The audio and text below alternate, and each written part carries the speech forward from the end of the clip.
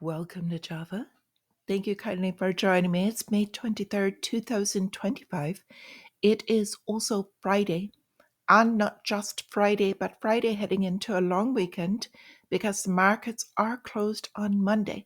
So I'll be back Tuesday morning prior to the market open. There is, as always, quite a bit that has happened overnight. Namely, we've got some movement again with bonds in Japan, as well as a lot of news coming out about the larger banks in several aspects. First, before we get into the markets, I would like to just put out a thank you for all of you that put up with the ads yesterday, and a special thanks to Bonanza. I really appreciate you and Jeanette for supporting me with buying me a coffee. I really appreciate everything that you guys do for me. It's amazing. So with this, let's get started with what's going on in the markets. Now we've got fear greed still at 66. Now this is quite strong holding. I believe it's a lot of retailers with the buy the dip mentality. The market has typically bounced back for such a long time. They are trained almost like Pavlov's dogs that every time the dip happens, they're just going to buy into it blindly. And I think in the long run, if history is a guide, one of these times it's not going to work out so well for them. So, with this, the underlying fundamentals, we are watching the bond market. If you're new here, our benchmark for the United States is the 10-year yield. And as the yields rise, now this is showing that they're dropping slightly, but at this particular moment, they are higher and they are rising again. Relative strength of the dollar is dropping. So we're watching more out of US assets again. Meanwhile, Bitcoin and cryptocurrencies still holding strong above 110,000. It spiked last night. So cryptocurrency is strong again, kind of between a risk off asset like a safe haven, but also because it's higher return and a lot of fundamentals behind it as well.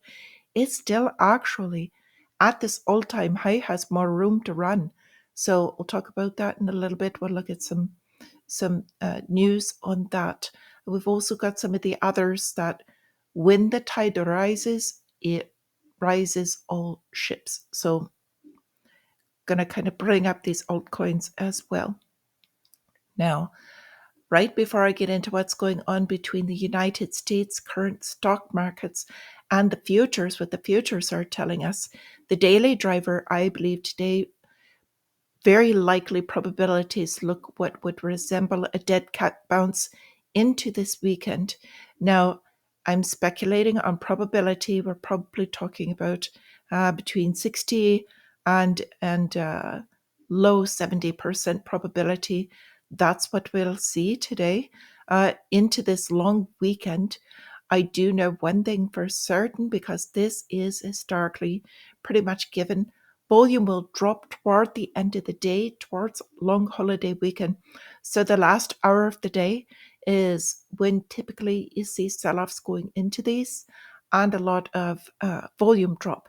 So higher volatility because closing out positions and the large money as volume drops. They're all gone for the weekend early and then leaving the retailers to deal with what's left.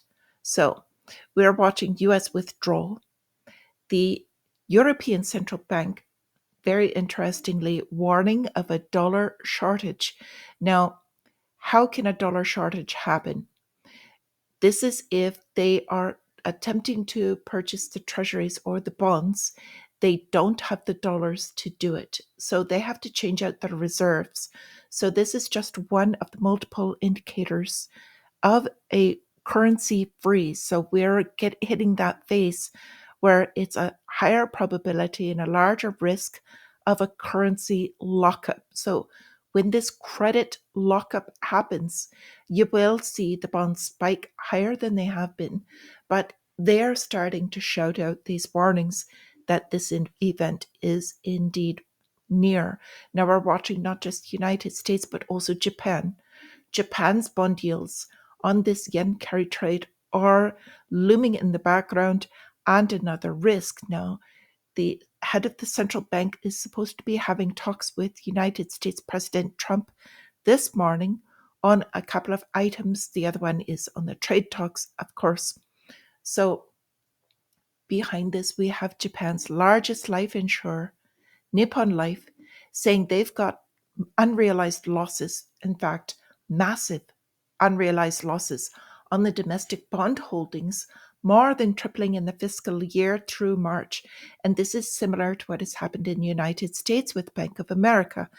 They purchased while the bonds were lower and then loaning out. So now they kind of have to cover for these as they hike and the rates are going up. So this is causing problems. Now, speaking of Bank of America, they are saying buy the dip in bonds. Now, they got in trouble for this last time, so I don't know how much um, you would say in this. Now, they could be correct. The case for this is if the Federal Reserve does indeed start cutting. At the moment, it looks like the market is not expecting them to cut at least until July, but not likely until September. So, again, Bank of America could find themselves even deeper in trouble. Now, G7 in session, they're in talks right now, warning of excessive imbalances in the global economy. Well, this is what kicked this whole thing off in the first place. All of these debts and all of the currency imbalances are because of the trade deficits and excessive balances. So these shifts that we're seeing are in order to kind of bring these back to neutral.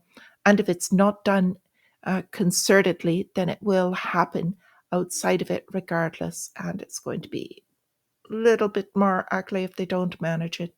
So going back over to the stocks, they're looking to open kind of weak, neutral at the moment. Volatility index going up, and also gold. So these are saying that stock market doesn't have a lot to look forward to, or at least chop. And the futures saying the same thing, a little bit down. Looks like might end level on the day, if anything. So volatility and then going into that light volume toward the end of the day. So caution into the weekend. I do want to mention this is also prime for the probability they like to do things on a Friday prior to a long weekend so that the market has time to absorb this. So this could be multiple things, whether it's retalking with some of the wars or some of the other false flags that could happen, or some major news. Now, I do want to go back to the major banks. I was talking about them earlier. There was a story that came out of Washington Street Journal, so you have to take it with a grain of salt considering the source. JP Morgan, Bank of America, the other two were, I believe, Wells Fargo. They're talking about discussing a stable coin between them to take on crypto competition. They're talking about Tether specifically and USDT. So if they want to make their own stable coin, there's really no need, and it really wouldn't change anything for the outlook. We are going to be pushed towards stable coins anyway, so it doesn't matter really which one, except for holding it. So calendar, we are closed Monday for Memorial Day. And we've got some Fed speakers coming out as always, so they can kind of guide that narrative. Then we're going to be getting new home sales at 10 a.m. and another Fed cook speaking at noon, so they can kind of manage the markets, and that'll be prior to the close. So a couple of market minutes that are going to be stock specific.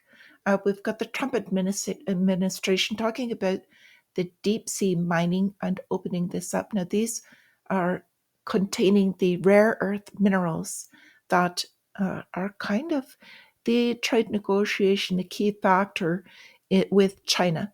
So trying to get himself another ace by doing this. We've got OpenAI. Now, this is very interesting. Planning to ship 100 million pocket-sized artificial intelligence devices for everyday use. Now, it's also saying that Altman didn't specify how they would operate or what they look like, but what he did was he hired one of the designers from Apple. So with this, it's some additional type of vague device, physical device that it's going to be meant specifically for using artificial intelligence. So this will be interesting. Apple in the news again that they are deciding to continue to manufacture in India.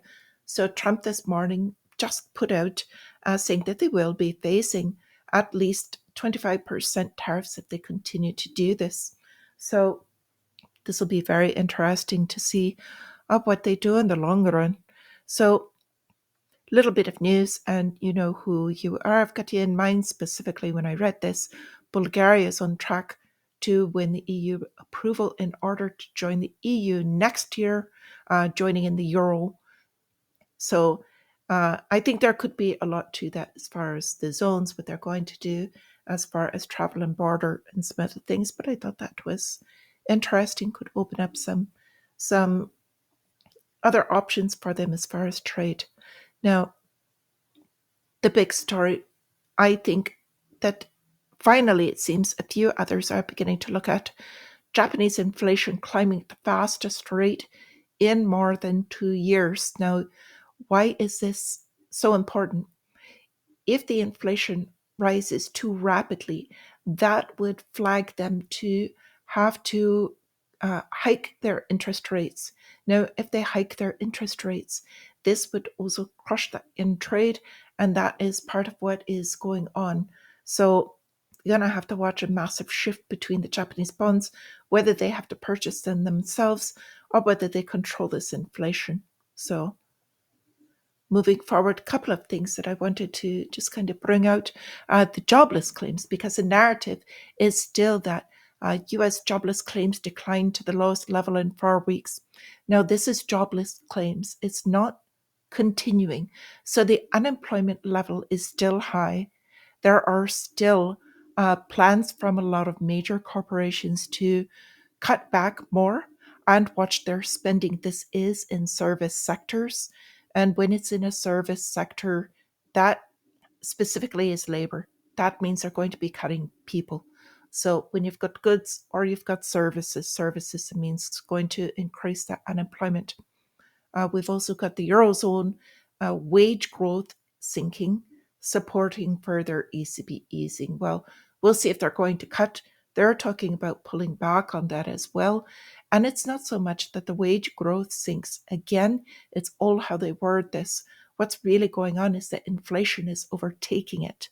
So in real terms, they're making less because prices are higher, but their actual wages are the same. They're just not keeping up with inflation. So I brought up this chart also because these are the top Bitcoin holders. Now, first, because he's always going to hold this back, is Satoshi Nakamoto himself. But the second largest holder is BlackRock. And I'm keeping an eye on them because if they hold enough, eventually through derivatives, just like they do precious metals, they're going to attempt to manipulate the price to benefit their ETF as well as their other markets, dump the prices to get retailers to sell out so that they can accumulate more. After them is Binance. And then after them would be Strategy, which used to be MicroStrategy, but just kind of a chart to see where things are at the moment. And down, if you see here, the United States government and Chinese government neck and neck. Now, this is the last thing I wanted to bring up just shortly, because a couple of you had asked, and I thought this would be interesting for you to know as well. YouTube, as far as their censorship. Now, prior to submitting for ads, advertisements, and to monetize, these are the things that they make you basically promise that you're not going to have in that. It's harmful acts, recreational drugs, enabling dishonest behavior, harmful, hateful, and derogatory content, firearms related, sensitive events, or controversial issues. So, the reason I'm bringing this up is not just that I get censored, but also sometimes the comments don't show up. I don't get to see them. I really don't care for that because I don't think I should be held back from your comments. Even if they don't show them online, they should put them in the back room, so to speak. So anyway, some interesting things here. So I wish you all a wonderful day. wonderful weekend. It's going to be a long one. And until I see you again, my friends, watch out, be vigilant, and stay free.